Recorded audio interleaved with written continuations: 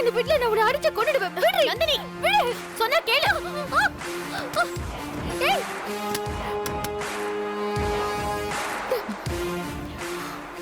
இனிமே இப்படி அடிக்க கையெல்லாம் ஓங்குன கைய உடைச்சு கட்டி போட்டுருவேன். உன்னை சேர்ல கட்டி வைக்காம சுதந்திரமா விட்டுருக்கல, அந்த திமிர்ல பேசுறியா? இந்த இடத்தை விட்டு நீ ஒரு அடி கூட தாண்ட முடியாது. அடியாளுங்க அத்தனை பேரையும் வீட்டை சுத்தி நிக்க வச்சிருக்கேன். உன்னை கண்டம் துண்டமா வெட்டி இங்க புதைச்சா கூட வெளியில இருந்து யாரும் உன்னை தேட போறதில்ல. ஏன்னா விஸ்வாவை பொறுத்த வரைக்கும் நீ செத்து போயிட்ட. விஸ்வா கையாலேயே உனக்கு கொள்ளி வச்சு நல்ல அடக்கமும் செஞ்சாச்சு. அந்த சந்தோஷமான காட்சிய நீ பாக்கணும்னு தான் உனக்கு போட்டு காட்டுறதுக்கு நானே வந்திருக்கேன். பொறுமையா பார்த்துட்டு சந்தோஷமா சாப்பிட்டுட்டு தூங்கு என்ன?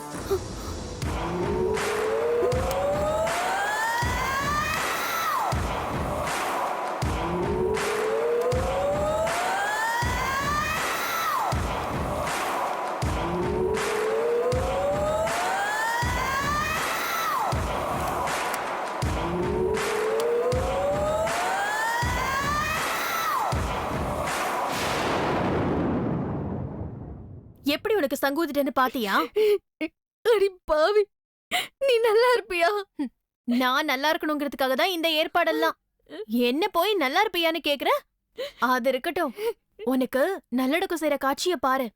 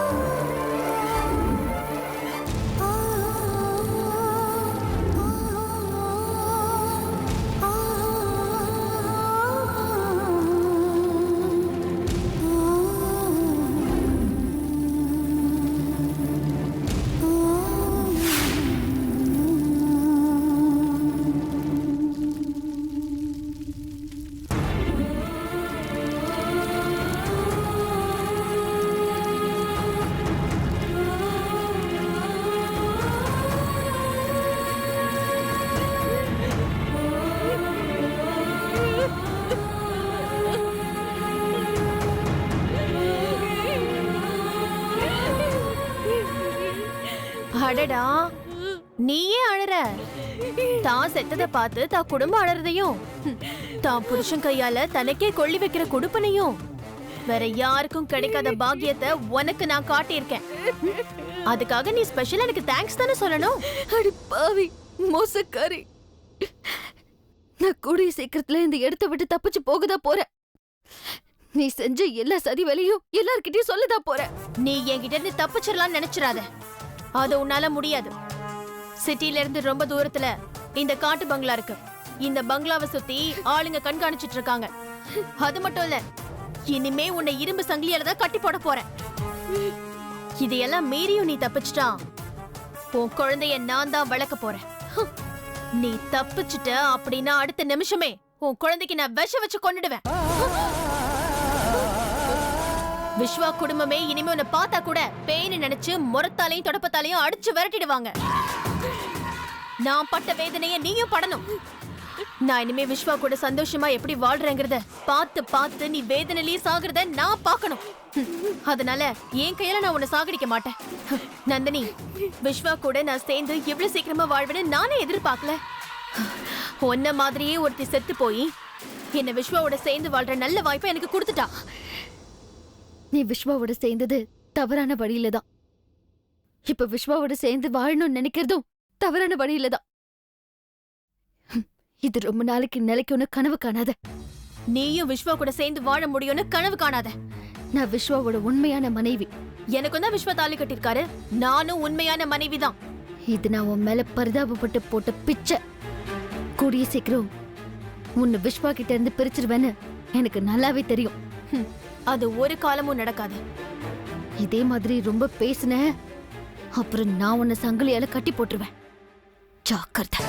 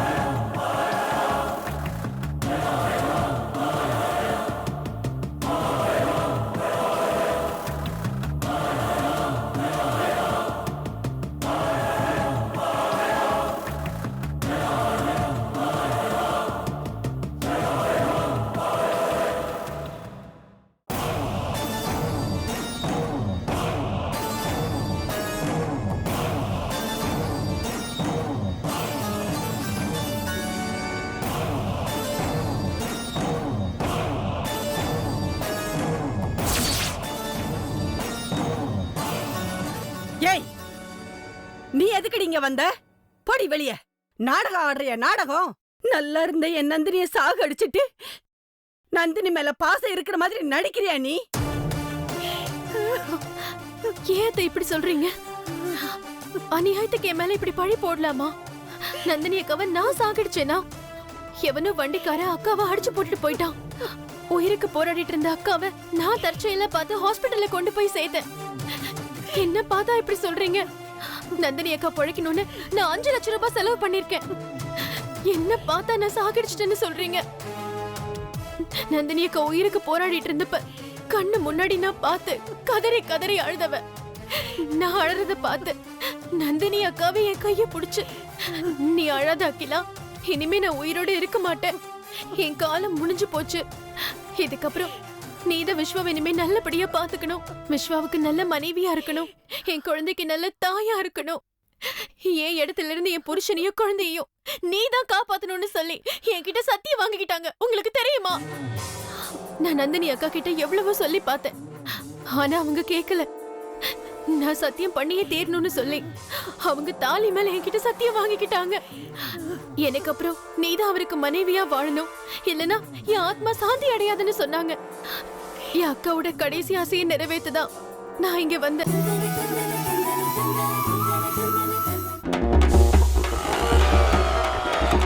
செல்லாம், வீட்டுக்கு வந்துட்டேம்மா. 8 o'clock வரேன்னு சொன்னேன். 7:30 வந்துட்டேன் பாத்தியா?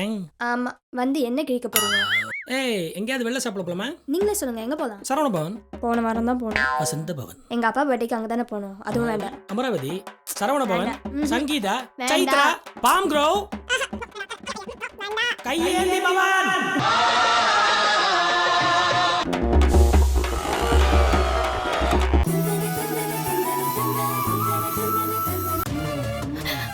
நந்தினி அக்கா உயிர் பொழைச்சு வந்திருந்தா நான் சொன்னதை எவ்வளவு உண்மைன்னு நீங்களே புரிஞ்சிட்டு இருப்பீங்க.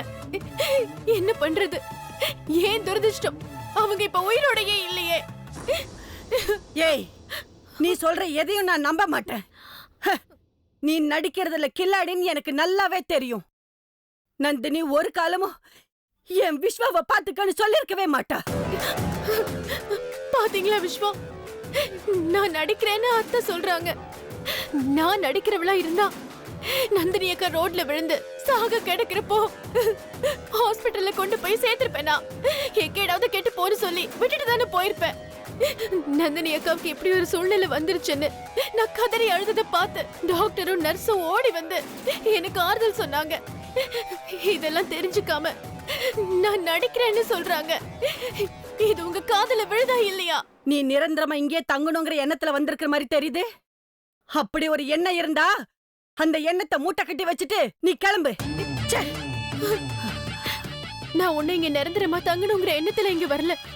ஆனா கொஞ்ச நாள் உங்க கூட சேர்ந்து இங்க தங்கியிருக்க போறேன். நந்தினி அக்கா இல்லாம விஸ்வா வேதனை படுவாரேங்கிற வேதனை. தாய் இல்லாத குழந்தை தவிச்சிட கூடாதுன்னு தான் அந்த குழந்தைக்கு தாயா இருந்து வளர்க்க போறேன். அதுவும் நந்தினி அக்கா சாகும் போது எனக்கு பதிலா அந்த வீட்டுக்கு நீ போய் கவனிச்சு கூடின்னு சொன்னதுனால தான். என் நந்தினி அப்படி சொல்லிருக்கவே மாட்டா. என் நந்தினி, என் நந்தினி, என் நந்தினி அப்படி சொல்லிருக்க மாட்டா. அழாதடா கண்ணா, அழாத. இனிமே உனக்கு நான் தான் அம்மா. இனிமே நீ அழக்கூடாது. உன்னை நல்லா பாத்துக்கிறேன்னு. வா வா வா வா வா. ஏய், நில்லடி. குழந்தை கொடு. அவ குழந்தைய விட்டுட்டு போ. போடி. அத்தை. யார்கிட்ட வந்து நடிக்கிற? என் புள்ள விஸ்வாவோட சேர்ந்து வாழணுங்கிறதுக்காக நீயும் மாமனும் சேர்ந்து என் நந்தினிய வேனை ஏத்தி கொன்னுட்டீங்க. அத ஆக்சிடென்ட் மாதிரி செட்டப் பண்ணிட்டீங்க. ஐயோ, ஏன் அத்தை இப்படி என் மேல அபாண்டமா பழி போடுறீங்க? விஸ்வா, எல்லாம் தெரிஞ்சு நீங்களே இப்படி சும்மா இருக்கலாமா? ஏய், பேசாதடி. என் புள்ள மனவேதனையில இருப்பான்னு தெரிஞ்சுக்கிட்டு ஆறுதல் சொல்ற மாதிரி நடிச்சு இந்த வீட்ல இடம் பிடிக்கலாம் நினைச்சியா? இத பாரு, நான் உயிரோட இருக்கிற வரைக்கும் நீ என் மகன் கிட்ட நெருங்கவே முடியாது. ஏய், நீ இருக்க வேண்டிய இடம் இது இல்லடி, ஜெயிலு. நந்தினியை நீ கொலை பண்ணிட்டேன்னு போலீஸ்ல சொல்லி உன்ன நான் உள்ள தள்ளுறனா இல்லையான்னு பாரு. நீ செஞ்ச சதி வேலையெல்லாம் கண்டுபிடிச்சு உன் முகத்திரைய கிழிக்க போறாங்க பாரு. டேய் படி.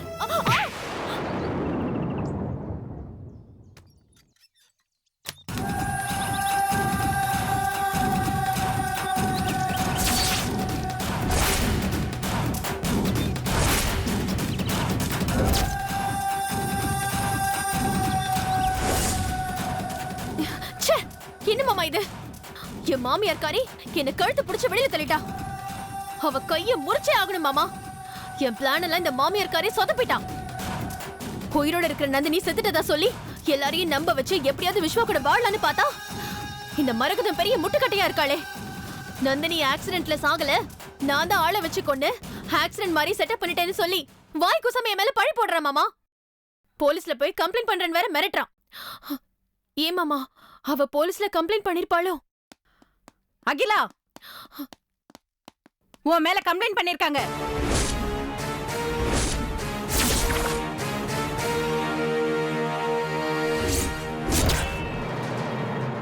உன் மாமியாரும் உன் புருஷனும் நந்தினி நீ தான் காரை ஏத்தி கொண்டுட்டு ஆக்சிடென்ட் மாதிரி செட்டப் பண்ணிட்டு தான் ஸ்டேஷன்ல வந்து கம்ப்ளைண்ட் பண்ணிருக்காங்க. உங்க 2 பேரையும் கைது பண்ண வந்திருக்கேன்.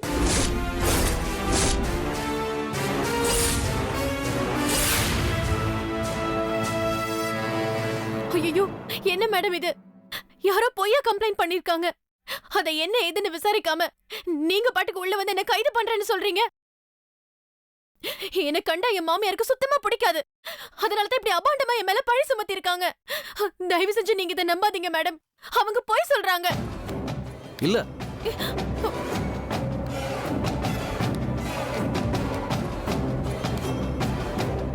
நீதான் போய் சொல்ற.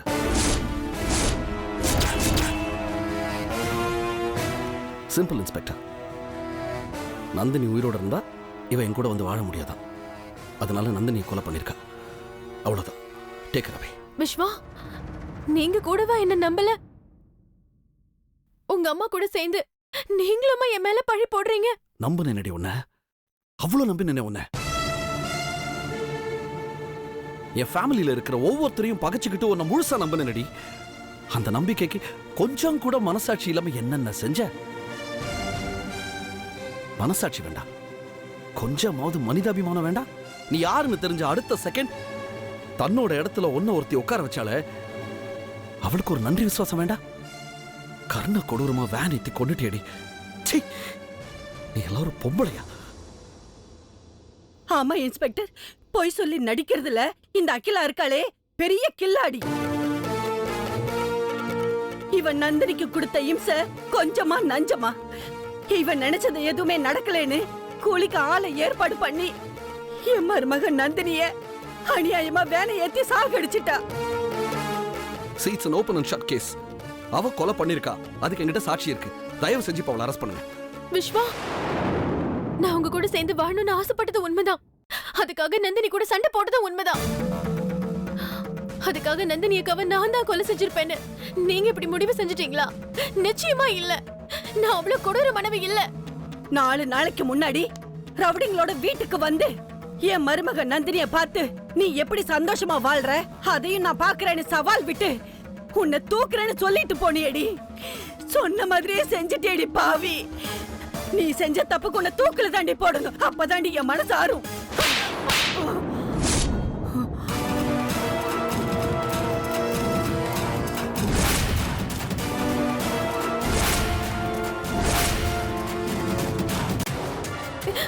இன்ஸ்பெக்டர், இவங்க சொல்றதுல எள்ளளவு உண்மை இல்ல. தயவு செஞ்சு இவங்க சொல்றத நம்பாதீங்க. ஆக்சிடென்ட் பண்ணி நந்தினியை சாகடிக்கணும்னு நினைச்சிருந்தா நான் ஏன் ஹாஸ்பிட்டல்ல அவளை கொண்டு போய் சேர்க்கணும்? நந்தினியோட தங்கச்சின்னு சொல்லி நான் ஏன் கையெழுத்து போடணும்? நந்தினியை உயிர் பழிக்க வைக்கிறதுக்காக நான் ஏன் 5 லட்சம் ரூபாய் செலவு பண்ணணும்? நந்தினியை ஹாஸ்பிட்டல்ல சேர்த்த உடனே விஸ்வாவுக்கு நான் ஏன் போன் பண்ணணும்? நான் எதுவுமே செய்யாம இருந்திருக்கலாமே. நந்தினிக்கு உயிர் போயிடுச்சுன்னு தெரிஞ்ச உடனே முதல்ல விஸ்வாவுக்கு நான் தானே மெசேஜ் பண்ணேன். இப்படி இருக்கும்போது அவங்க ஏன் என் மேல சந்தேகப்படுறாங்கன்னு எனக்கே தெரியல. ஏய், நீ யாருன்னு எங்களுக்கு தெரியும். கான்ஸ்டபிள், அரெஸ்ட் பண்ணுங்க. விஸ்வா, விஸ்வா சொல்றல. விஸ்வா, நான் நந்தினி உயிரை காப்பாத்துறதுக்கு நான் பட்ட பாட்டுக்கு நீங்க கொடுக்கிற பரிசா இது. இதுக்கு இதுக்காக நீங்க வருத்தப்பட்டு என்ன வெளியில எடுப்பீங்க பாருங்க. ஏய் போடி. ஏய் வா. என்னவோ நல்லவ மாதிரி நடிச்சிட்டு இருக்க. மேடம் இழுத்துட்டு விஸ்வா, போங்க. நம்புங்க விஸ்வா. விஸ்வா, என்ன நம்புங்க. ஓட சொல்றேன்ல.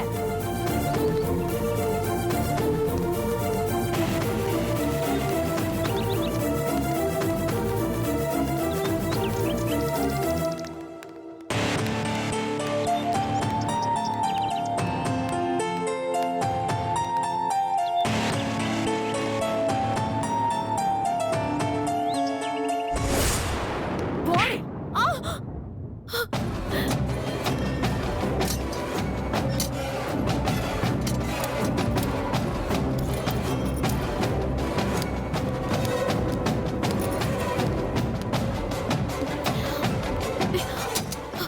என்ன இப்ப வெளியில விட போறீங்களா இல்லையா? நான் செய்யாத தப்புக்கு என்ன உள்ள வச்சு என்ன சித்திரவதை பண்றீங்கன்னு உங்க மேலேயே கம்ப்ளைண்ட் கொடுப்பேன். என்ன வெளியில விடுங்க. உன்னை உள்ள வச்சு லாடம் கட்டி விசாரிப்போம். அப்ப சொல்ல உயர் அதிகாரி கிட்ட வா.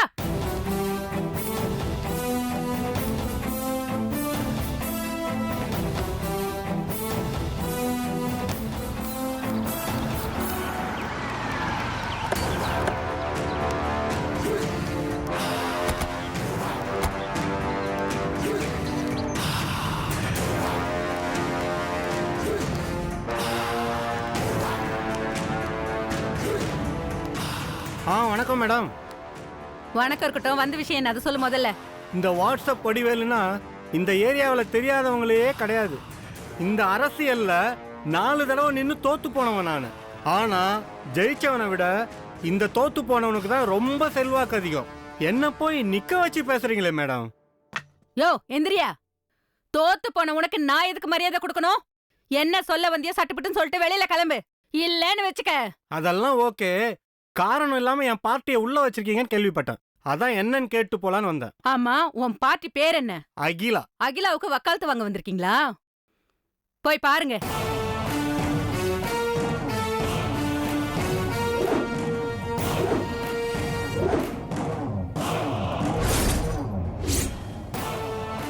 எல்லா விஷயத்தையும் கேள்விப்பட்டேன் தங்கச்சி. அங்க இருந்து இந்த அண்ணனுக்கு வாட்ஸ்அப்ல விஷயத்த சொல்லிருக்க கூடாது? நீ ஒன்னும் பயப்படாத. இந்த வாட்ஸ்அப் இத மாதிரி எத்தனையோ ஜெயில பாத்துருக்க. இப்ப நான் என்னமா பண்ணணும்? நான் வெளியில வரணும். நந்தினியை எவனோ ஒருத்தன் இடிச்சு சாகடிச்சுட்டு போயிட்டான். ஆனா என்ன தூக்கி உள்ள வச்சிருக்காங்க. நீ ஒன்னும் கவலைப்படாத தங்கச்சி. இடிச்சவன் எவன் தேடி கண்டுபிடிச்சு அவனை போலீஸ்ல ஒப்படைச்சிடுறேன். அதுக்கப்புறம் உன்னை ரிலீஸ் பண்ணிட போறாங்க. மூளை இருக்கா உனக்கு? லட்சக்கணக்கான பேர் இருக்கிற இந்த சிட்டில எவன் இடிச்சானு நீ எப்படி கண்டுபிடிப்ப? ஆமா இல்ல, நான் இதை யோசிக்கவே இல்லம்மா. இங்க வாய தங்கச்சி. நிஜமாவே அந்த பொண்ணை நீ தான் ஆக்சிடென்ட் பண்ணியா? யோ, அறிவு இருக்காயா உனக்கு? அப்ப நீ பண்ணலையா? நான் என்ன நினைச்சேன், போலீஸ் சொல்ற மாதிரி நீ தான் செட்டப் பண்ணி ஆக்சிடென்ட் பண்ணிட்டியோன்னு. நீ ஒருத்த போதுயா. இங்க பாரு, நான் வெளியில வரணும்னா ஒரே வழிதான் இருக்கு. சொல்லுமா அகிலா. என் உயிரை கொடுத்தாவது உன்னை நான் காப்பாத்துறேன். நான் என்னம்மா செய்யணும்? எவனையாவது ஒருத்தனை புடிச்சு ஆக்சிடென்ட்ட நான் தான் பண்ணேன்னு ஒத்துக்கவை. என்னம்மா பேசுற நீ? யார நான் தேடி கண்டுபிடிக்கிறது? இந்த சென்னை சிட்டில சோத்துக்கு கஷ்டப்படுறவன் எத்தனையோ பேர் இருக்கான். Koyambedu bus stand, railway station, hospital வராண்டான்னு தங்கறதுக்கு இடம் இல்லாம, போட்டுக்கிறதுக்கு மாத்து துணி இல்லாம, கோயில் குளம்னு அன்னதானத்தை தேடி அலைஞ்சிட்டு இருப்பாங்க. அதுல எவனாவது ஒருத்தனை தேடி கண்டுபிடிச்சு அந்த போலி நந்தினிய ஆக்சிடென்ட் பண்ணது நான் தானே போலீஸ் ஸ்டேஷனுக்கு கொண்டு வந்து ஒத்துக்க வச்சுட்டா போதும். நான் வெளியில வந்துடுவேன். எப்படி ஐடியா? அது சரி அகிலா. டிரைவிங் லைசன்ஸோட எவன்மா கிடைப்பான்? அப்படியே கிடைச்சாலும் செய்யாத தப்ப எவன்மா ஒத்துப்பான்? உனக்கு கொஞ்சமாவது அறிவு இருக்கா?